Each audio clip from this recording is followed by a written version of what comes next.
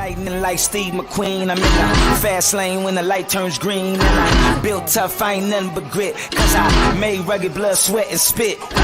Yeah, like a horse I fly. Better push yourself in for a bumpy ride. I like to play hard, but I work harder. And I weather the storm cause I'm built stronger.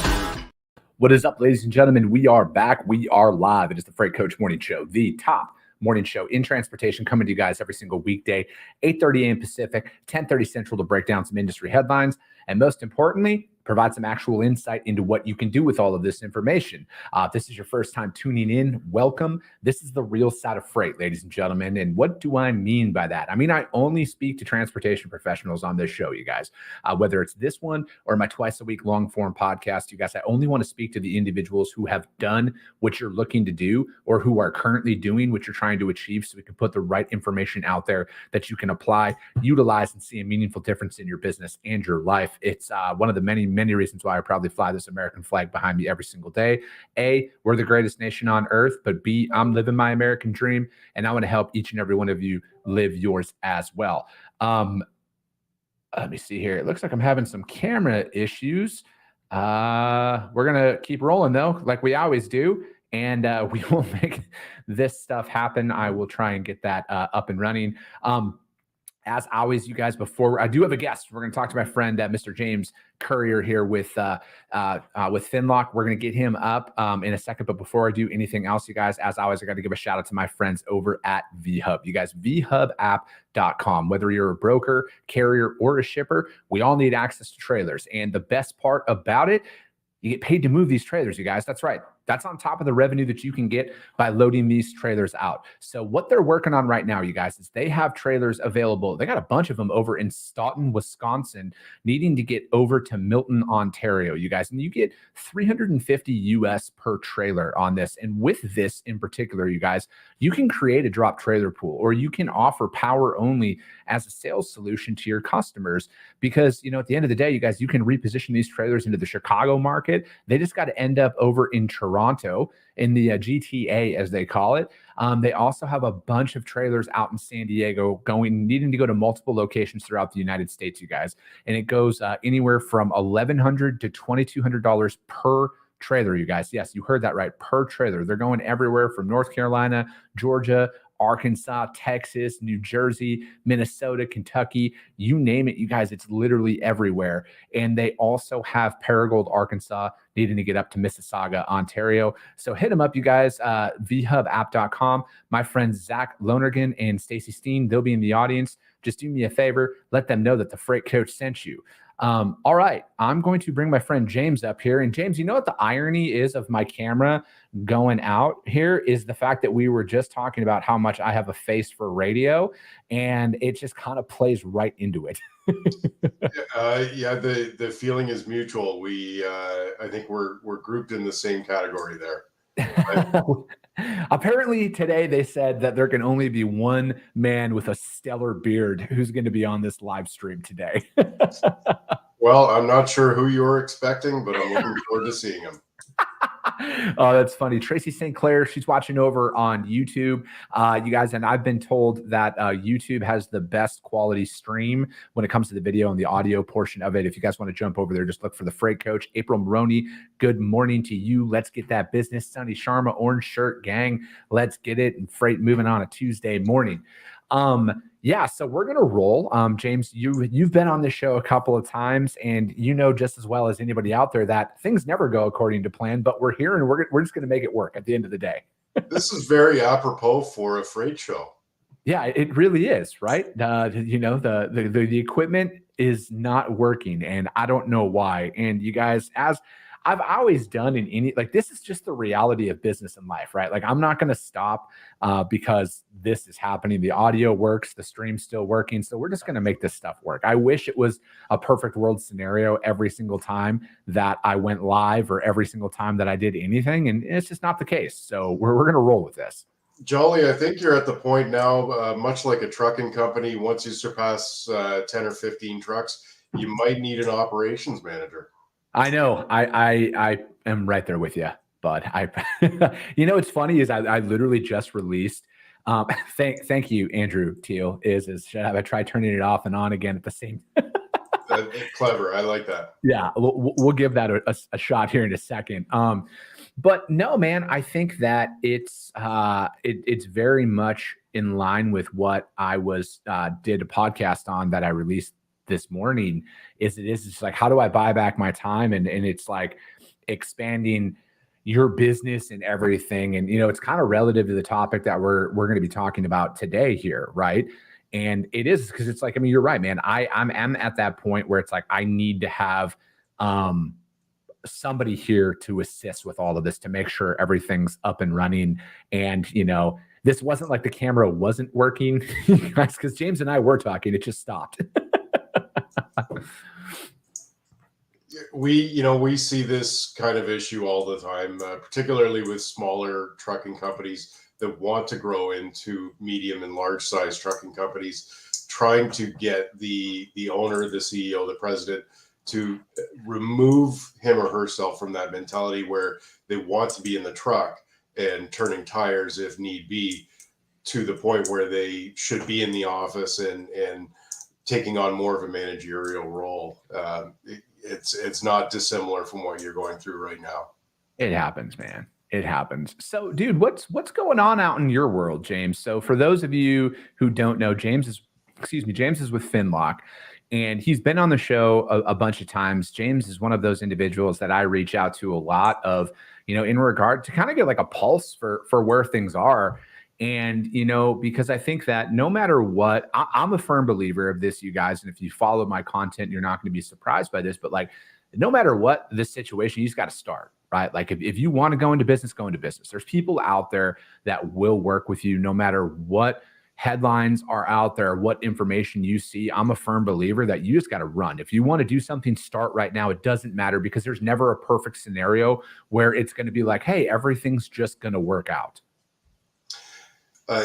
You know what? You're hitting the nail on the head, Jolly. I've never seen a perfect scenario, particularly in trucking, where things change daily. And, you are exactly right. If you want to start. And there are people out there who can certainly help guide you along the way and get you on the right path. Yeah, it's, man, it's one of those situations that I think it's, you can always find a reason not to do something. It depends on what you're really looking for and how serious that you are, because, and especially when it comes to financing, right? Like when you're going into business, whether it's you're purchasing equipment or purchasing a building, not everybody has, hundreds of thousands of millions of dollars to play with, right? And then it's also is financing your best option in that moment because, of cash flow perspective, like some companies out there, for whatever reason, they don't accept credit. They need you to, like for some of my vendors that I work with, I got to pay them with my, business account, right? I can't pay them with my business credit card for whatever, fees or whatever you want to look at. So it's like, financing is always going to be a massive part of business, so it's like,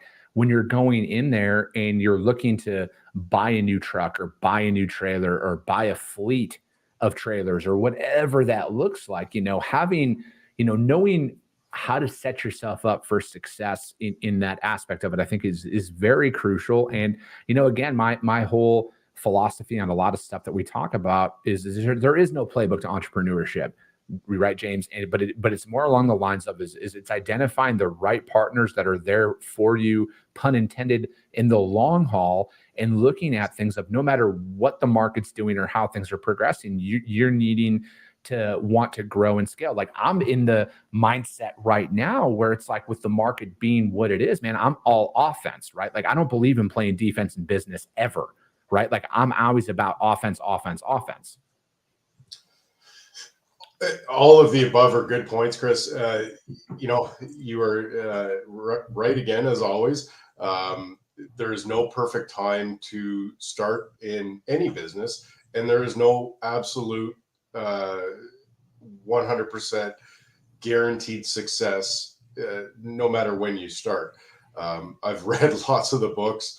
All of them have good points, but ultimately, you're right. Finding the right team is paramount when you're starting a business. And thankfully we've had some great customers, clients, and vendors along the way that have helped us get to where we are. And personally in my career, I can say the exact same thing. I may not be an entrepreneur, but I've had tremendous mentors along the way, and hopefully someday I can provide that same service. So like what's the pulse of what you're seeing from your perspective, man? Because obviously you guys are all about financing things, right? Like you guys are all about like, I'm going to come to James. I'm like, you know what, I'm going to buy 100 trucks and then, 100 trailers or whatever that looks, I'm going to come to James. So like, are you seeing any real telling sign of where you think most people's heads are at from the overall economy, right? Because like we're gonna, there's an article that we're gonna talk about is, it's like, we're talking about the recession. Is it a freight recession? The U.S. economy slowing, the recovery and everything else. From your perspective, what are you seeing out there? What conversations are you having? You know what? I have these conversations several times every day, and I can tell you with 100% certainty that there are no two economists that are agreeing on anything right now. Yeah. Certainly, my crystal ball seems to be broken or at least delayed, and I do a large portion of my time is spent simply researching the market and the economy to try and coach and consult my customers and clients as to what I believe is going on in at least the very near future. And in reading through some of these articles that you sent me last night and some of the others that I'm reading today, there's really no consistency amongst most of the major outlets that are publishing these economic data points. The one thing that I truly believe is that if you torture data long enough, it will tell you whatever you want. And with that said, it's so difficult to pick the right data. One of the articles that you sent last night really framed it interestingly, and it said that the economy is more like a kaleidoscope than just a collection of singular data points. So depending on which data you're looking at will frame how you want to see what's going to happen over the foreseeable future.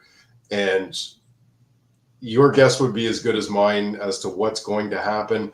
The real economic indicators that we typically look at in freight and trucking, like equipment sales, asset sales, spot rates, contract rates, fuel rates, if you put all of those together, it looks like it's starting to balance out, but that could all change again tomorrow. Yeah. No, definitely. Let's jump into the first article that we're going to talk about here today, you guys. And as always, the links to the articles will be uploaded over to the Freight Coach YouTube channel, as well as the Coffee with the Freight Coach audio only replay of this, which is on iTunes and Spotify almost immediately after the show.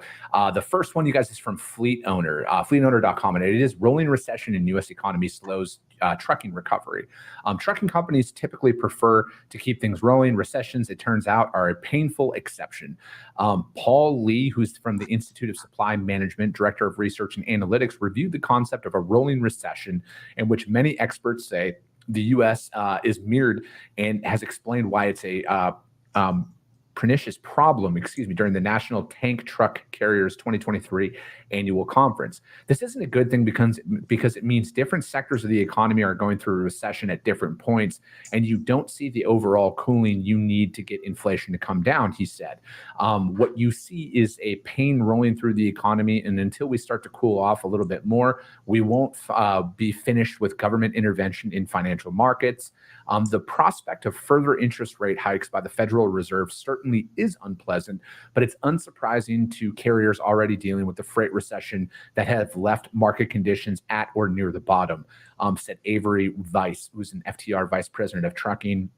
said after it released its March trucking index, unfortunately, Lee said also chemical products, where many tank trucks have focused their recent expansion efforts, have underperformed compared to manufacturing sectors.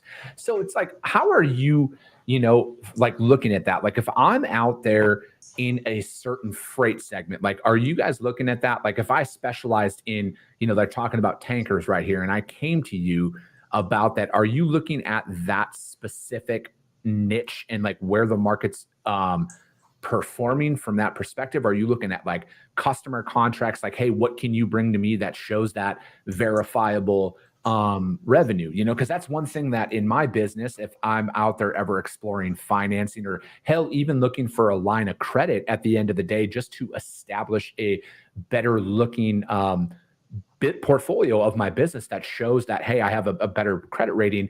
They wanted that. They're like, hey, you need to come to us with like some contracted revenue over the next 6 months or 3 months or whatever that looks like, to show stability inside of your business. Stability is great, and candidly, we love contracts. And like any other lender in the market, we're not opposed to companies doing some portion of their business on the spot market. It's one of those necessary evils. You have to have a good portion of both, and ideally your equilibrium meets your business goals. Ultimately, to get back to your first question, what I'm looking at in particular is not necessarily the niche market that one individual trucking company is playing in or focused on, but more the overall market. Absolutely, contracts are important, but what it ultimately comes down to is how the overall market is going to respond to things like quantitative tightening measures that are being undertaken by the Fed. So the things like sorry, Jolly, lost it for a second, but I'm drawing a blank here, but no, I will come back to it. Yeah, no, it's all good, because in the back end of the article about the big picture, and that manufacturing and services have trended downward as long as the fall of 2021, but while manufacturing has declined, services have only recently began to dip, but not as much as regulators want to see. It's pretty hopeful, even though it's painful. If the services start to follow that trend a little bit, maybe we'll get some respite from the interest rate increases. New orders have slowed since October of 2021. Manufacturing new orders declined for the 9th consecutive month in May, registering a 42.6 on ISM's index. And then anything above 50% is expanding, and anything below that is contracting. And people have been waiting to see that in the servicing sector, but it's not doing that up to this point. On the flip side, with the backlog of orders, manufacturing has dropped below 50% in September of 2022, but services didn't begin to contract until this past March. And you're not seeing enough production eating into what has already been ordered. And then suppliers' deliveries overall have moderated since the fall of 2021.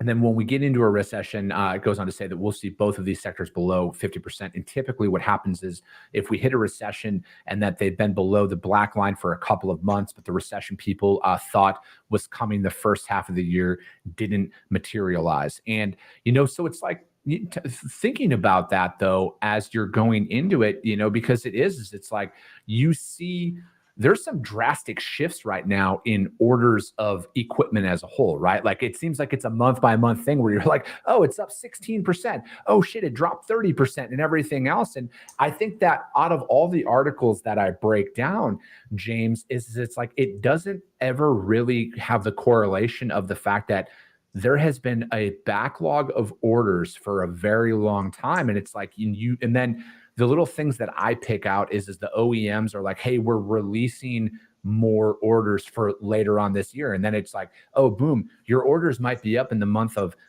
May, for example, but those orders are for November or December completion, right? I think the order statistics are important, and certainly we pay attention to those. I think combining the order statistic with the delivery statistic makes it a much more realistic data point that allows us to then measure the expected volume of anticipated financing. Yeah. And it's, again, this article, you guys, is again, it was from fleetowner.com, and it was talking about the rolling recession in the US economy has slows trucking recovery. And, I think that anybody who's in there, and, and James, I try and talk about this as much as possible, is it's like, if you've survived this long, in it over these last couple, like, you're closer to the recovery happening than not, right? And so it's like, if you figured it out so far, you're going to continue to figure it out. And I would like to think so. Absolutely. Yeah. I try and be an optimist. I call it an optimistic realist, because at the end of the day, I understand that there's a lot of stuff that are outside of our control. But I think, if you've made it this far, down this gauntlet stretch that we've been in, you're going to continue to figure it out, right? And it's like, what indicators are you looking at? Or if you've looked at your balance sheet and your operating expenses, and you've looked to ways to save money and everything else, you're going to continue to make it work here, because again, I think every day we're one day closer to it looking more appealing out there in the freight market. Like we talked about a few minutes ago, regardless of what data points you look at and which articles you're reading, you're never going to get the same two answers from really any author or any economist. So believe what you want. My feeling is probably pretty similar to yours, that we've potentially seen the bottom and will see, likely see some sort of soft landing if the Fed continues at the same trajectory that they're aiming for, and that they've displayed so far over the last 12 months. Then we will see a soft landing and see some moderate to slow growth in the economy for the remainder of the year. Yeah, because this isn't any of the articles that we're breaking down, but you see, I talked about this a couple weeks ago, James, where it was brought in line that carriers aren't leaving the market that some had predicted, right? The amount of active authorities that are out there hasn't dropped as drastically as some had predicted with the market shift. And I think that is a very telling sign to the resilience of it, or the fact that there are people out there who are like, I got, $300,000 invested into this truck and trailer because I bought at a peak in the market and everything. And I have to figure this out. Right. And it's, again, I think that it's never ideal, right? I think that at times some of these articles, again, they paint a picture in one direction or the other, like you said, and especially the more and more you read, if you want a narrative, you're going to find the narrative, right? On either direction. It all depends on who's paying for the narrative. Yeah, that's also something to think about when you're reading stuff. And again, it's like, this is why we have to bring multiple people to the table who see multiple data points, right? Like, James isn't incentivized to say anything other than, hey, we can help you with your financing. We can help you grow when you want to grow. We can help you with all of your equipment needs. This isn't he's trying to paint a picture of, one direction or the other. Otherwise, outside of, if you're looking to grow and if you're looking to do, continue to operate, they're here for you, right? And that's always what I'm really trying to focus on from an underlying message is it's like, there's people out there that want to see you succeed, and you can succeed, right? No matter what the market is, you got to control what you can control. But you know what? 99% of it is outside of our control, Jolly. We control very little of what actually happens, and inside your own bubble, that's the only thing you can control. If you're running a company, focus on the things that you're able to control, like your balance sheet and your income statement. There's nothing you can do about the economy other than be agile. Going back to the point where I had a little bit of a brain stutter, one of the primary economic indicators that I'm looking at is consumer spending. Mm-hmm. And right now, consumer spending is not seeming to get squashed despite everything the Fed is doing to try and squash that. So I'll be interested to see what happens with overall consumer spending, GDP, GDI, and those types of indicators. As long as we keep delivering equipment, we keep the same or a relatively same amount of drivers in the market space, we should be okay and able to get through this together. Yeah. The other article I wanted to talk about here, and I know we've only got a couple minutes left, and this is why I didn't choose. We probably could have got away with just talking about the one article, James, but we're going to toss this in because it is kind of in line with it. And you guys, and this is from ttnews.com, and it was talking about May Class 8 sales up 16.4% year over year. And, for me, it was up from May of 2022, and then it's up 6% from April alone. And that, to me, is 2 consecutive months of growth in there, because it was it rose 16.4% year over year, and also saw a small month-to-month gain when looking at that. And it goes on to say that it's encouraging to see a strong number like that.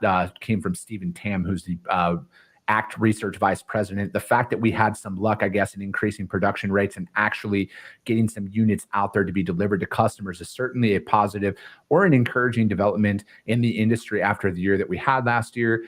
Tam is still concerned about part shortages. However, he noted that manufacturers typically run with 10 days of parts inventory, but he recently visited a plant that had fallen to 2 days. And he also warned that truckers have started to exhibit a decreased appetite for equipment. And then what happened last year was in the supply chain crisis is that truck makers couldn't produce enough trucks.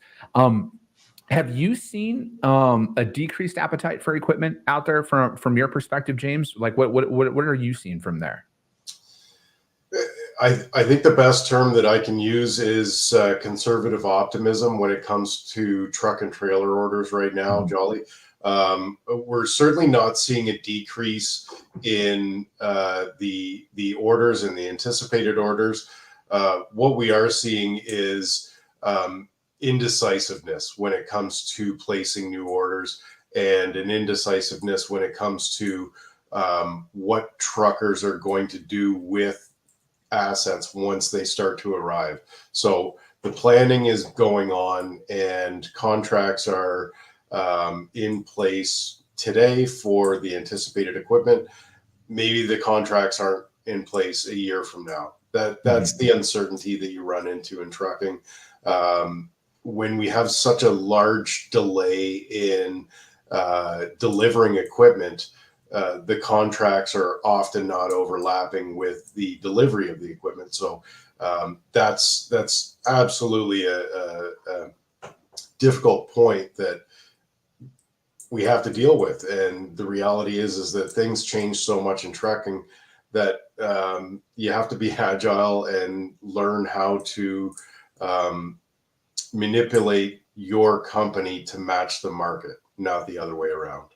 Yeah, no, I agree with that, man, because it was pulling, just kind of, I know we're coming up on time here, you guys, but it was out of the big 6 truck manufacturers, essentially they all saw year over year gains in orders and everything, which is, there's not one lagging over the other. And, again, I think that at the end of the day, when we're seeing the data that's out there is, again, if you're on the fence about anything, people are still buying, people are still committing to the orders, people are still committed to this industry. And, that's the beauty of having the right partners in place that you're going to be able to work with long-term about this. So it's like, if you're on the fence or anything like that about should I buy now or should I wait? My vote always goes to is you're better to buy today than not. I mean, shit, I look at like buying my house last year, James. If I didn't do it when I did, man, my interest rate probably would have been 3% higher than what I got it for, right? So, and it's like in the overall uncertainty of things, that's the real risk that you're rolling with right now is, are Feds going to continue to increase? We knew a year ago when we were in the midst of these supply chain shortages and delays on delivery of equipment that it was going to take 2 or 3 years to catch up and get major enterprise fleets back to their ideal average age of equipment. And so I think that's what we're seeing now is The average age of equipment is starting to come back down to what we would deem a normal level or an equilibrium level. Hopefully that continues to happen, and the enterprise fleets get back to that level, because it's a trickle down effect. Ultimately, the owner operators and mid-sized fleets need that equipment too in order to run, and the manufacturers are focused on large order deliveries. Yeah, absolutely, man. You guys, that article, ttnews.com, talking about May Class 8 sales up 16.4% year over year. But that's going to be it for today, you guys. It's always a quick 30 minutes when James comes on the show. And, I'm going to have him back on because like this market that we're operating in from a financing perspective and orders, like this is going to be relevant here a lot. And again, I'm always going to be a optimistic realist about the market. And I feel like James really aligns with that as he's going to deliver the truth on what he's seen from that perspective as well. So James, how can anybody reach out to you to find out more about Finlock or just connect and, and just talk? Look me up on LinkedIn, james.courier@finlock.com. Finlock.com is our website. Reach out anytime. Always happy to chat with you, Jolly, and with anybody else. Hey, man, I appreciate it. And as always, you guys, the camera stopped working. You guys all know what I look like, though, at the end of the day. And frankly, I'm going to continue to show up because I don't believe in sugarcoating stuff. You guys, this is the reality of building stuff. It's not always going to work, but I'm going to continue to show up every single time. But that's going to be it for today, you guys. We'll be back tomorrow. The Freight Coach Morning Show, 8:30 a.m. Pacific, 10:30 Central. I appreciate you guys. I love you guys. And we'll be talking to you soon. And